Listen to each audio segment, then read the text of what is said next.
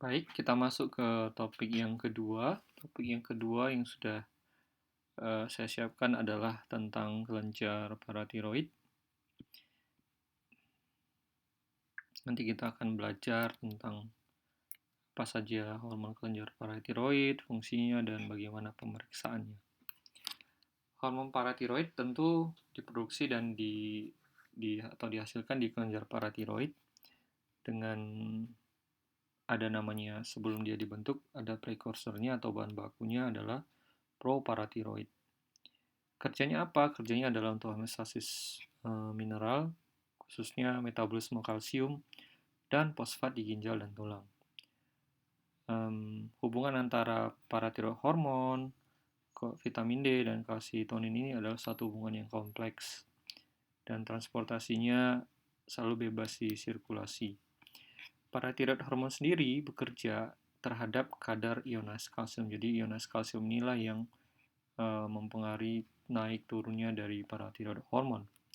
Jadi hal yang mempengaruhinya adalah selain itu adalah magnesium, kemudian bahan-bahan amin yang biogenik seperti epinefrin, dopamin, dan serotonin, serta vitamin D. Sedangkan kalsium hemostasisnya bukan hanya oleh karena PTH, tapi juga oleh karena vitamin D dan kalsitonin. Efek PTH bisa meningkatkan kalsium di tulang dengan cara meningkatkan resorpsi kalsium tulang ke serum. Jadi tulangnya diresorpsi, kemudian di ginjal reabsorpsinya ditingkatkan. Sedangkan fosfat itu PTH itu menurunkan konsentrasi fosfat, sedangkan vitamin D meningkatkan fosfat yang ada di dalam darah. Kalau kalsitonin dia menurunkan kalsium darah, jadi kebalikan dari PTH. Dia di tulang tentu dia menghambat resorpsi, dan di ginjal dia menurunkan reabsorpsi kalsium, fosfat, natrium, kalium, magnesium. Nah, pemeriksaan laboratorium yang diperiksa pada kelainan paratiroid adalah kalsium, dan baik itu total maupun ionized, yang paling bagus adalah ionized, fosfor inorganik, PTH ya, dan apakah itu yang C-terminal maupun yang N-terminal. Yang C-terminal ini adalah yang intak, yang sangat spesifik, nanti akan kita bahas. Sedangkan analit lain, kalsitonin, vitamin D, magnesium bikarbonat, dan siklik AMP juga diperiksa kalau bisa. Nah, pemeriksaan PTH pertama sekali adalah menggunakan radioimmunoassay, ini tahun 1960-an.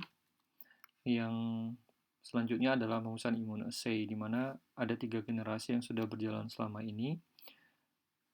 Immunoassay yang generasi pertama ini adalah sifatnya adalah yang kompetitif. Jadi immunoassay yang AII yang kompetitif, yang menggunakan antibodi yang tunggal diarahkan ke epitop di mid region ataupun terminal C, setengah dari molekul, dan bagian ini menjadi bagian yang paling imunogenik. Jadi setengah dari molekul terminal C.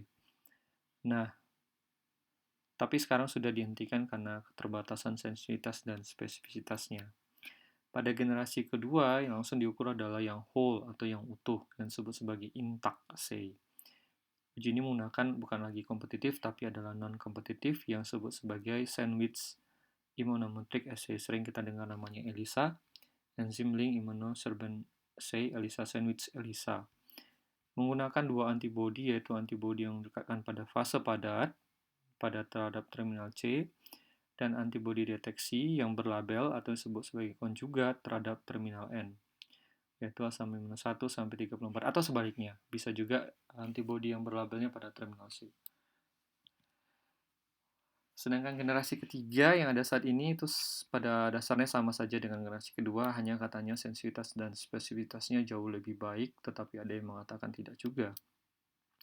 Nah, akan saya tunjukkan apa saja bedanya, di mana pada generasi pertama adalah radioimmunoassay, pada generasi kedua adalah metode IRMA, CLIA, dan ECLIA.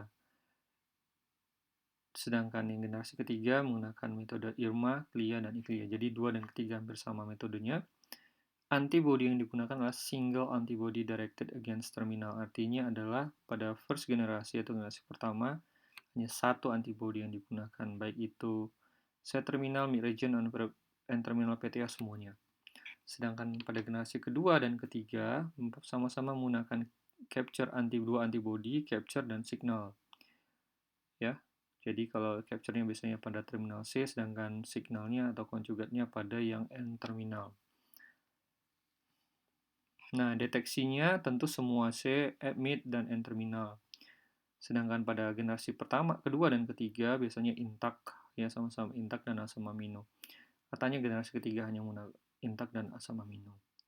Kelebihannya tentu generasi pertama penuh dengan kekurangan, sedangkan generasi ketiga itu dianggap sudah hanya mengukur yang sangat aktif secara biologis. Keterbatasannya hanya mengukur fragmen, sedangkan generasi kedua itu katanya ada cross reaktivitas karena pada C7 sampai 84 dan overestimasi pada CKD, sedangkan generasi ketiga tidak terlalu superior dibandingkan generasi kedua. Perlu diperhatikan preanalitiknya yaitu waktu, karena PTH ini memiliki sirkadian di mana sekresi paling tinggi di malam hari dan terendah di pagi hari.